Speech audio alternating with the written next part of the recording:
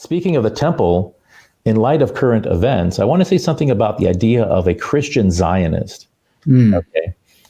This whole concept of Christian Zionism is a bit sort of mind-boggling to me. I'm still trying to wrap my head around it, and I'll tell you why. First of all, what is Zionism? Okay, so broadly speaking, Zionism is a modern and nationalistic movement aimed at reestablishing a Jewish homeland.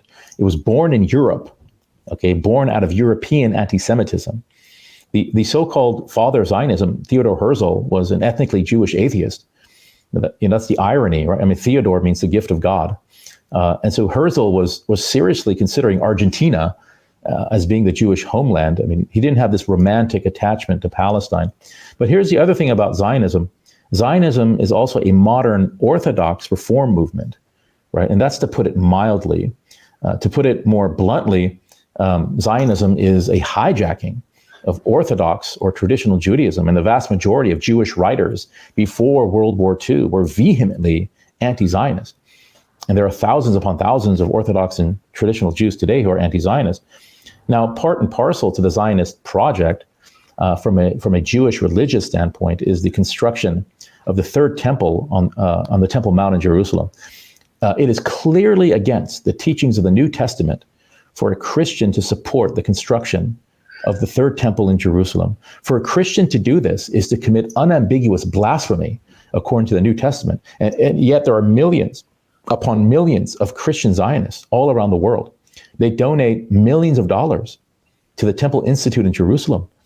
In fact, the vast majority of Zionists are not Jewish, they're actually Christian. Just the fact, there's only 15 million Jews worldwide. So why is it blasphemy? Well, in the New Testament, Jesus himself is the new temple. And the prologue of John's gospel says, and the word became flesh and dwelt among us. Right? The Greek says, kai halaga sarx agenata, kai kenosin and hermin. Right? He tabernacled amongst us. Yeah, exactly. The tabernacle is the forerunner of the temple itself. Exactly, yeah. The verb here used in John's prologue, eskenosin, comes from the noun skene, which means a tent or a canopy.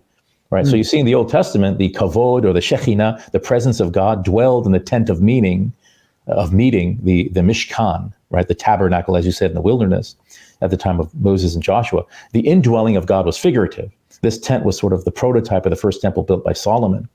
So the temple honorifically is called the house of God, Beth El or Beitullah. Again, in this figurative sense, the temple housed God's spirit, as it were.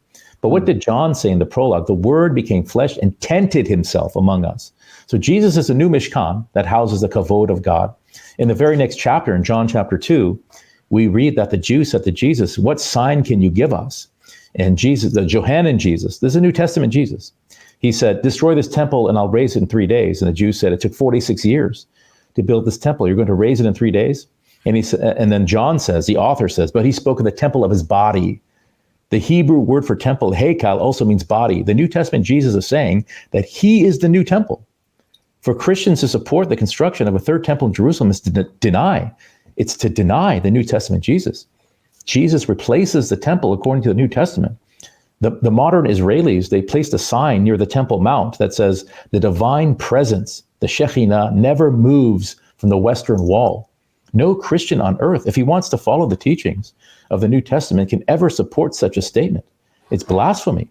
Let me quote the Catechism of the Catholic Church, Catechism section 1197. Christ is the true temple of God, the place where his glory dwells.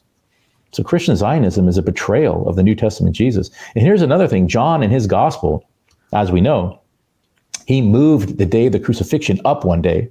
In the synoptics, Jesus is crucified on the day of Passover. In John, it's the previous day, the day of the preparation of the Passover. So there's a contradiction in the Gospels.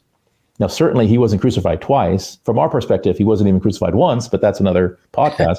But why? Why did John move up the day of the crucifixion? Because this was when the lambs in the temple were being slaughtered. Now, only in John do we find that a Roman centurion impales the side of the crucified Jesus, from which came forth blood and water, says John.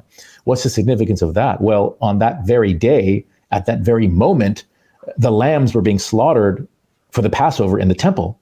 The Kohanim, the priests, they would open a side gate and they'd wash the blood out with water. Blood and water would gush forth from the side of the temple. Jesus is the new temple. Christian Zionism is utter blasphemy, according to the New Testament. In 1 John 2:22, the author says, quote, "Who is the liar but he who denies that Jesus is the Christ?" He continues, "Hutas esin ha antichristas." This is the Antichrist. The one who denies that Jesus is the Messiah is the Antichrist. This is the New Testament. Now, this is not my opinion. It's not the Quran. It's not the Hadith. This is the New Testament. The Jews are no longer the chosen people according to the clear teachings of the New Testament. The New Testament advances replacement theology, covenantal supersessionism. Now, Christian Zionists, they love to quote Genesis 12, verse 3, where God says to Abraham, "And I will bless them that bless you, and curse him that curses you."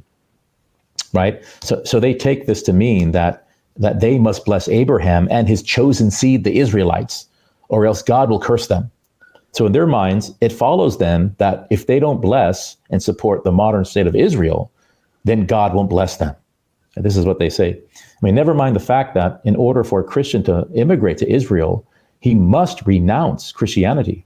I mean, Israel will gladly accept Christian money, but in order for a Christian to move to Israel, he has to admit that Jesus was a false prophet and a pseudo-Messiah. But this is what the Christian Zionists say. They say we have a religious duty to love and support Israel. The problem with this assertion is that it's totally contradictory